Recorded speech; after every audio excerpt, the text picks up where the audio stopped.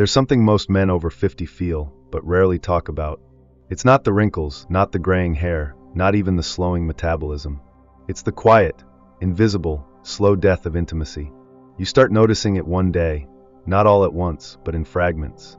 You reach for her hand and she pulls away, not because she doesn't love you, but because the spark you once shared is now buried under years of routine, frustration, and silence. You try to initiate something one night, but she says she's tired, and honestly, you're relieved. Because deep down, you're afraid of rejection. Or worse, of not being able to perform. No one warned you about this. No one told you that the most powerful enemy to a man's vitality isn't age, it's disconnection. But what if that's not the end? What if the next chapter of your life, sexually, emotionally, even spiritually, could be better than anything you experienced in your 20s or 30s? Not by chasing youth, but by finally understanding what true intimacy means. This isn't just about sex. It's about reclaiming a part of yourself you didn't even know you had lost. Let's begin.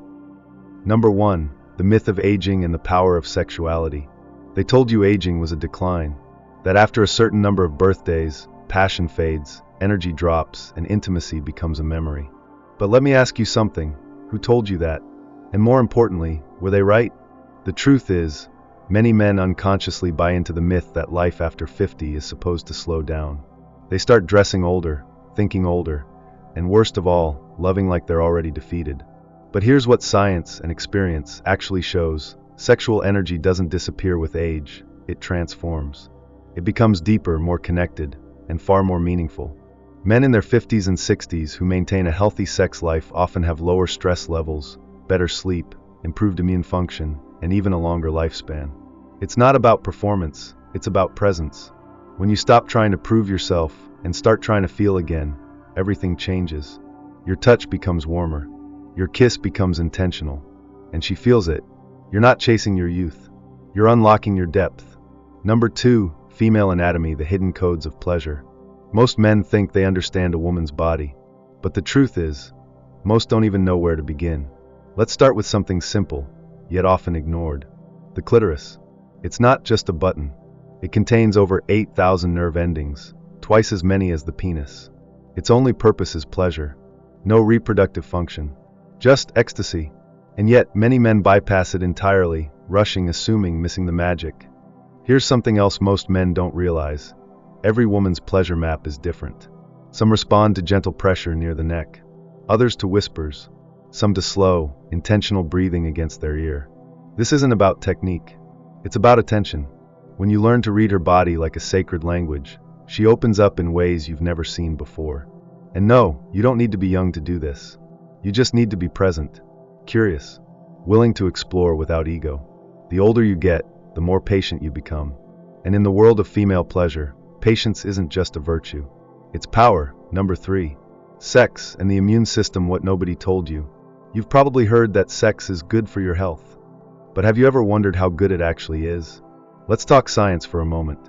Regular sex, especially in emotionally connected relationships, has been shown to boost immune system function, reduce inflammation, and lower the risk of heart disease, stroke, and even certain cancers. Some studies suggest that men who have sex at least once a week are significantly more likely to live past 80, not because of the act itself, but because of what it does to the body. Lower cortisol levels, balanced testosterone, increased circulation, all of which contribute to mental clarity, emotional stability, and physical vitality. Even more fascinating, sex can actually improve sperm quality by reducing DNA damage. It's your body's way of saying, stay alive, stay fertile, stay connected. You see, nature designed sex not just for reproduction, but for regeneration. It's not just pleasure, it's a prescription, a natural therapy that doesn't come in a bottle, but in closeness, warmth, and touch. And yet, most men don't use it, because they don't know it. Number 4. Masturbation, solo sex, deep healing. Let's strip away the shame for a second, because the truth is, masturbation isn't a dirty secret, it's a vital form of self-awareness, especially for men over 50. As your body changes, so do your needs, your sensations, your rhythms. And solo sex becomes more than release, it becomes a way to reconnect with yourself. No pressure to perform, no one to impress. Just you, your breath, and your body. Studies have shown that masturbation can reduce anxiety, improve sleep, and even boosts self-confidence. Why? Because when you explore your own body without judgment, you start to own it again. You begin to notice what feels good, what doesn't. You become more in tune with your sensitivity, your pace, your boundaries. And that awareness doesn't stay in the bedroom. It spills over into your relationships, making you a better lover, a more patient partner, a more grounded man. It's not about escaping loneliness. It's about mastering intimacy with yourself, so that when you do share yourself with someone else, it's from a place of strength, not desperation. Number 5. Oxytocin and emotional intimacy after 50. There's a reason why some couples still hold hands after decades. And it's not just habit, it's chemistry. Oxytocin, often called the love hormone, is released through touch, eye contact, and especially during sex. It's what makes you feel bonded, relaxed, safe. And for women, it's the gateway to desire. Here's the thing most men overlook. If she doesn't feel emotionally connected, her body won't respond.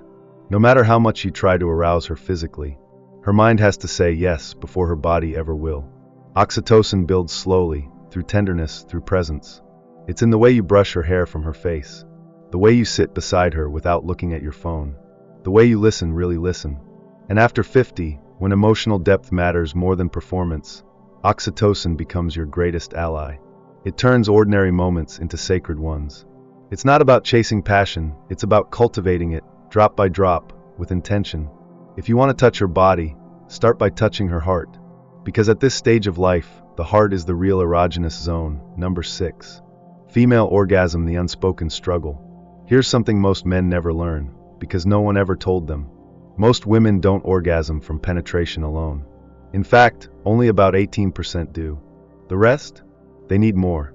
More time, more attention, more emotional safety. And yet, many men still measure their success in bed by how long they last, or how deep they go, chasing performance while completely missing presence. The truth is, for a woman, orgasm is not a destination, it's a process. Her mind has to soften, her body has to trust, her nervous system has to feel safe enough to let go. And for many women, especially those in long-term relationships, that safety comes not from novelty, but from feeling seen, heard, held. That's why shallow stimulation, gentle rhythm, and emotional foreplay matter so much more than technique. Because when she feels emotionally honored, her body opens. But here's the silent tragedy. Roughly 1 in 10 women have never experienced an orgasm. Not because they can't, but because no one ever slowed down long enough to learn how. Number 7. Men's performance versus emotional presence. Most men are taught to perform, to impress, to dominate, to satisfy. But here's a quiet truth that rarely gets said out loud. Performance might get attention, but presence creates connection. Think about it. A man can have perfect technique, the right moves, the right timing. But if he's not emotionally present, if his mind is somewhere else, she'll feel it, and her body won't respond. Now here's the twist. Some men feel less fulfilled after casual sex with a stranger than they do with someone they deeply care about. Why? Because emotional intimacy amplifies physical pleasure.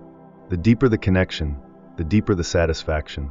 This is why, after 50, many men report better sex, not worse. Because they stop chasing ego and start showing up with heart. You don't have to wow her with stamina.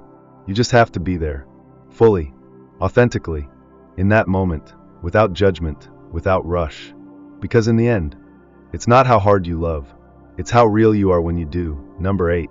When biology meets technology, texting, emojis, and attraction, we live in a digital world, and intimacy has evolved with it. You might think flirting through texts or sending emojis is just for young people, but don't be fooled. Behind every winky face or heart emoji lies something deeper, emotional signaling. A study in North America found that women who frequently use emojis are more likely to initiate deeper connection, and even express intimacy when the emotional bond is strong. It's not about the symbols, it's about what they represent: playfulness, curiosity, vulnerability. Digital communication has become a modern form of foreplay. A carefully worded message, a late night thinking of you. Even the choice of punctuation can carry meaning. Why does this matter to men over 50? Because understanding how women connect emotionally, even through a screen, makes you more attuned. And that awareness builds trust. You don't need to be a texting expert. You just need to be intentional. Because when a woman feels emotionally safe in conversation, she becomes more open physically. So don't ignore the digital cues. They're not just noise. They're windows into her desire. Number 9. Sexual fantasies and primal instincts.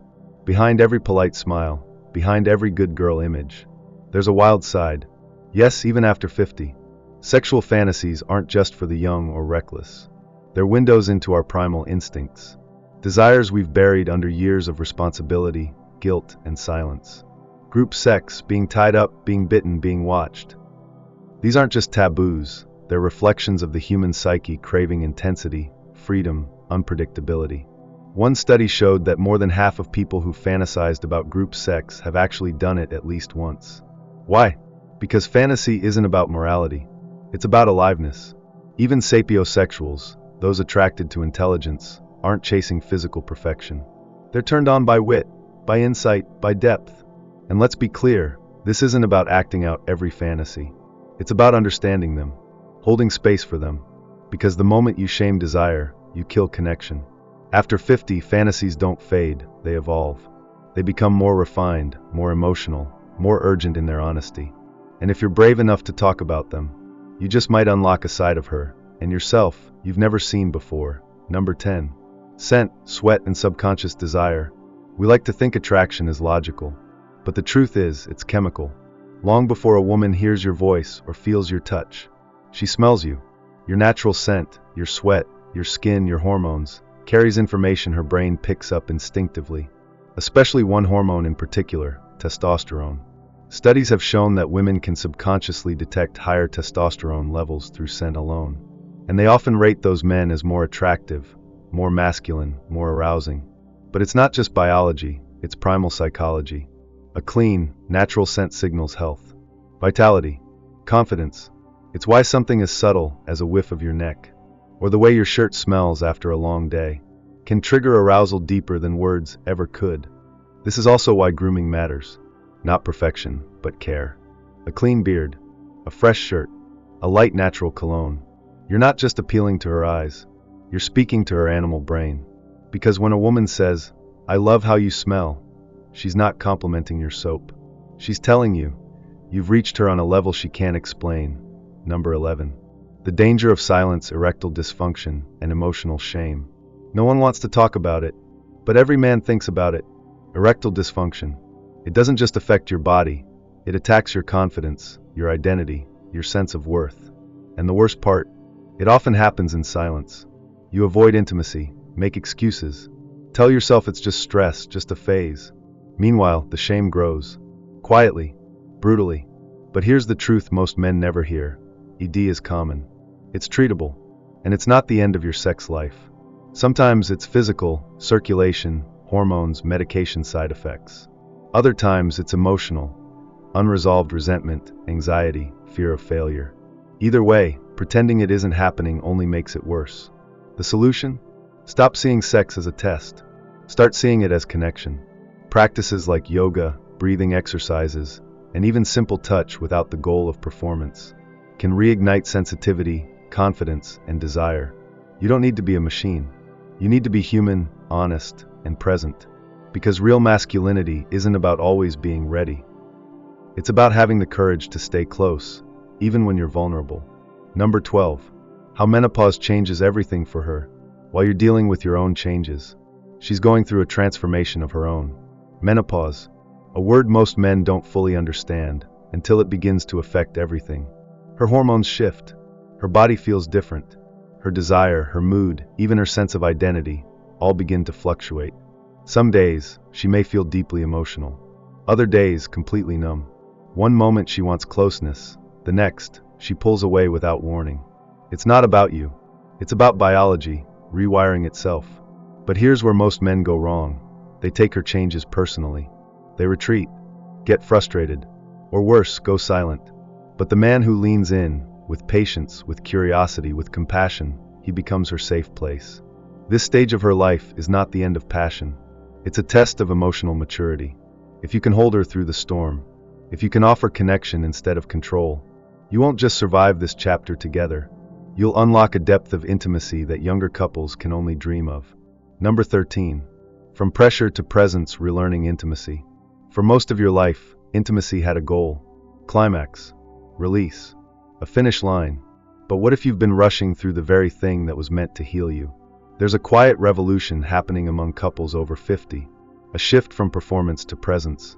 From outcome to experience. One powerful practice that's gaining attention is called carezza, a form of intimacy that removes the pressure to orgasm and replaces it with connection, eye contact, breath, and emotional sync. At first, it feels unfamiliar, slower, softer, deeper. But soon, you realize something extraordinary. When the goal is no longer to finish, your body relaxes, your heart opens, and your partner meets you there, fully, vulnerably, without fear. This kind of sex isn't wild or explosive.